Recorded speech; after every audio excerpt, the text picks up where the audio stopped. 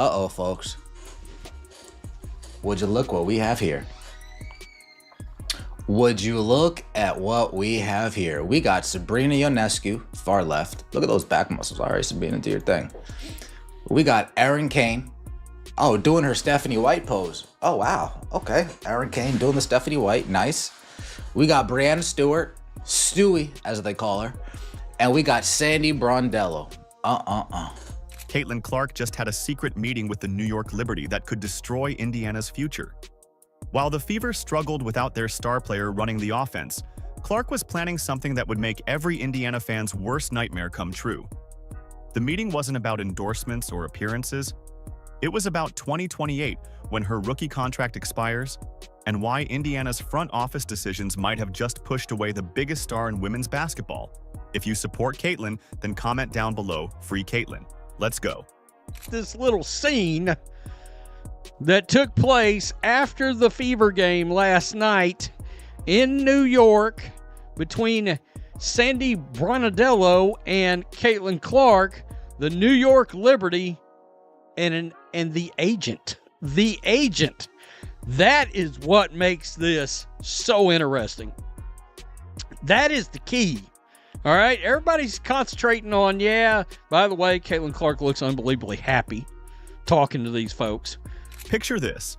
Indiana takes the court at Barclays Center against New York, and within minutes, you can see something is terribly wrong. The Fever look lost. They're running plays that go nowhere. Players are standing around waiting for someone to create something out of nothing. Without Clark directing traffic, Indiana's offense becomes a collection of individual players trying to figure out what to do next. We could have been more consistent, and it's just disappointing. I mean, that wasn't us. That's not how we play, and that's not our identity. But I just think, again, it's about us and stacking days. So, I mean, we see them again after All-Star, so we just got to go back to the drawing boards and just, make the adjustments and just be better.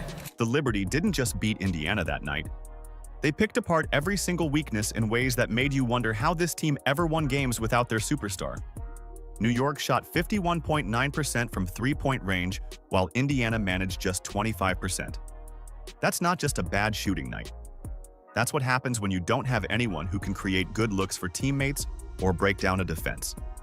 The final score read 98-77, but those numbers don't tell you about the panic in Indiana's huddles. They don't show you how quickly the Fever went from competitive to completely overwhelmed. This was their worst loss of the season, and it happened because they fell to 4-6 in games without Clark running the show.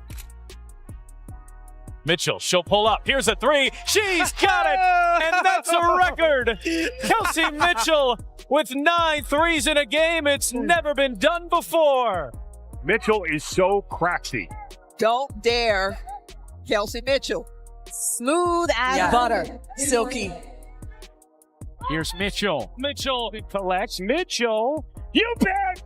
And the foul! Mitchell slashes home a three. Sock, step back, launches a three. It's good! Kelsey Mitchell has now hit 607 threes and counting. The most ever for an Indiana Fever player. Kelsey Mitchell did everything she could to keep Indiana alive.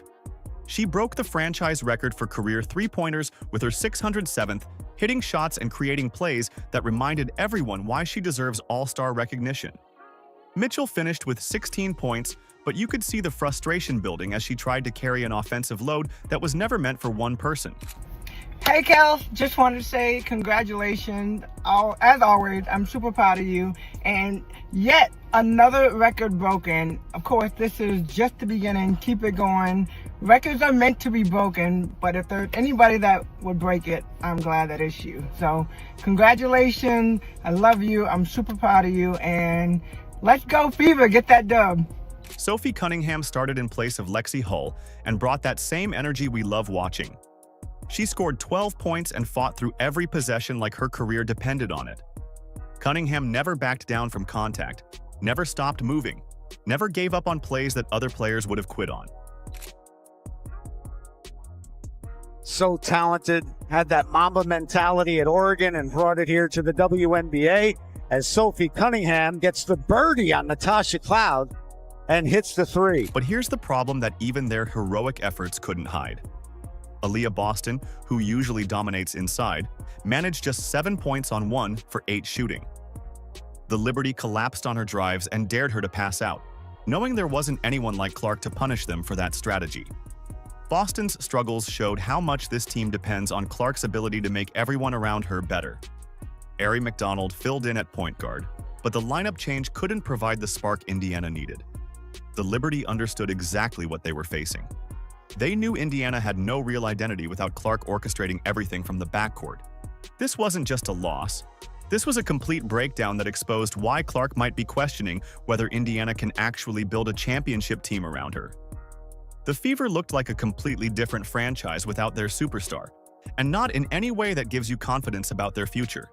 Yeah, I thought it started with us just being really soft. They didn't feel us. They're an outstanding offensive team. They're obviously an outstanding defensive team too. And we didn't disrupt at all. They didn't feel us. There was no resistance. We weren't in passing lanes. We let them pass the ball and move wherever they wanted to. So it's outside of just execution of schemes, it's having a little bit more fight and resistance on the defensive end. Here's where Indiana's problems go from bad to absolutely catastrophic, and it all centers on how they handled Clark's injury. When your franchise player gets hurt, the front office response tells you everything about an organization's priorities and competence. The Fever's approach to Clark's injury wasn't just poor. It was so misguided that it raised serious questions about their ability to protect their biggest asset. Fool me once, shame on you.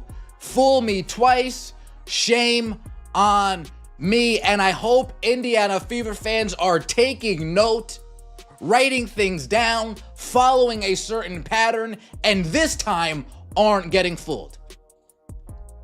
The Indiana Fever ruled Caitlin Clark out for tonight's game. No surprise to anybody. I saw it, you saw it, your neighbor saw it, Stevie Wonder saw that. The medical staff decisions, the communication breakdowns, the timeline confusion, every aspect of the injury management looked amateur hour. You had fans, analysts, and even other teams watching Indiana fumble the most basic aspects of injury management for the most important player in women's basketball. Another leg injury. She has a quad, we rush her back, she injures her quad. We rush her back, she injures her groin, we rush her back, we injure her quad. Nice, good job. No way Caitlin Clark was going to play tonight. But the Indiana Fever, they decided to lie again about Caitlin Clark's status. Again, to milk the fans dry for as much as they possibly can. Again. Stephanie White's public statements about Clark's condition made things worse instead of better. In a pregame interview, White said the team was taking Clark's injury one day at a time. That's the same phrase she used when Clark was out for 2.5 weeks earlier in the season. This lack of clarity fueled speculation about the team's handling of the situation and created doubt about White's transparency regarding the severity of Clark's condition.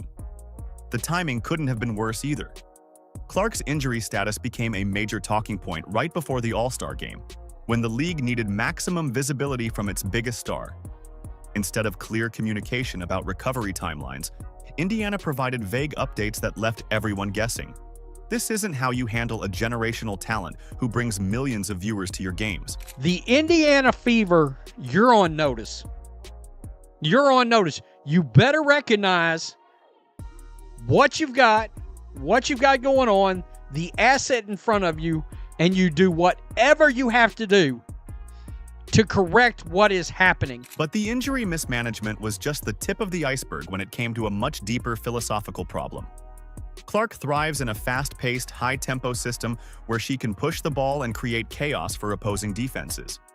Her greatest strength is her ability to get out in transition, create opportunities before defenses can set up, and use her basketball IQ to find teammates in perfect positions. If Stephanie White believes that this team is better with Aari McDonald in, blah, blah, blah, if she shares the same views as Carolyn Peck, you fire her on the spot. I don't care if she is an Indiana Fever alum. You fire her on the spot. And anybody else in the organization that shares that same belief set. I mean, these Stephanie White truthers, no surprise, she checks boxes, and they're the old WNBA fandom that thinks Stephanie White's getting a raw deal right now.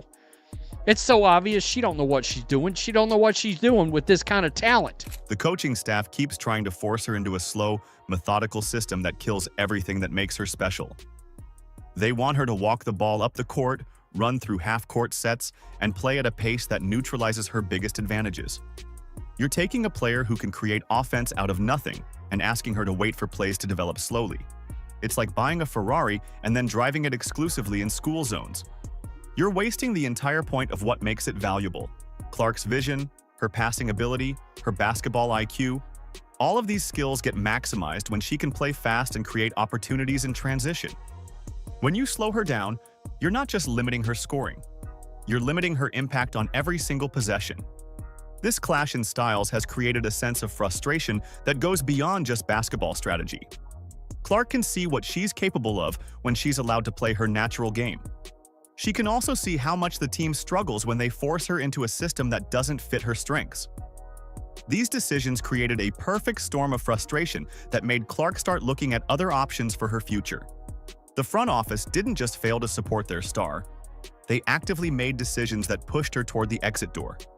Every mishandled injury update, every forced slowdown in pace, every decision that seemed to work against Clark's strengths added up to one conclusion: maybe Indiana isn't the right place for her long-term success. We got Sabrina, we got the agent, we got Stewie, we got Caitlin Clark looking like I ain't seen her this happy all year. Right here. I ain't seen her. And look at Sandy. Sandy's grinning with her hand on Caitlin's shoulder.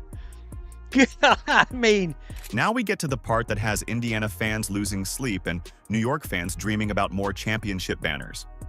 A photo went viral on social media that showed something nobody expected to see.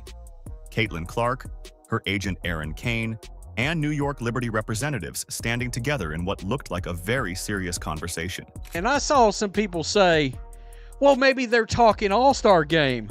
Why is her agent there? That is the key. All right, that's the key. Her agent's involved? Some representative is involved? That's what you... they're talking strategy. How many strategy conversations have agents involved in them? Seriously. This wasn't some casual conversation at a league event. This was a deliberate, strategic discussion about Clark's future beyond her rookie contract. The photo showed Clark with Liberty coach Sandy Brondello, along with All-Stars Breanna Stewart and Sabrina Ionescu. But here's what made this meeting different from any normal post-game interaction. Her agent was there. When your agent shows up to a meeting with another team's coach and star players, that's not about taking photos or exchanging pleasantries. That's business. Kane's presence suggests the discussion went beyond casual conversation and moved into strategic planning territory. You don't bring your agent to meetings unless you're talking about your future in concrete terms. Now, Caitlin Clark, just magically finding her way in New York one day. She doesn't like how things are going. The Fever continue to just act foolish. They don't realize what they have. I'm telling you, New York will realize what they got. New York will realize what they got with Caitlin Clark. And I know Erin Kane probably understands that too. She might not be a good agent, but sometimes common sense is that blatant. Where it doesn't matter how bad your agent is. Oh, well, you're in New York, Nike. The timing of this meeting tells you everything about Clark's mindset. It happened right after Indiana's latest organizational misstep and coaching clash. Clark watched her team fall apart without her, saw how the front office handled her injury situation, and then immediately sat down with representatives from the most competent organization in women's basketball. New York represents everything Indiana isn't when it comes to building around elite talent. The Liberty have a competent front office that actually knows how to construct rosters. They have Breanna Stewart and Sabrina Ionescu, two All-Stars who understand what it takes to win at the highest level.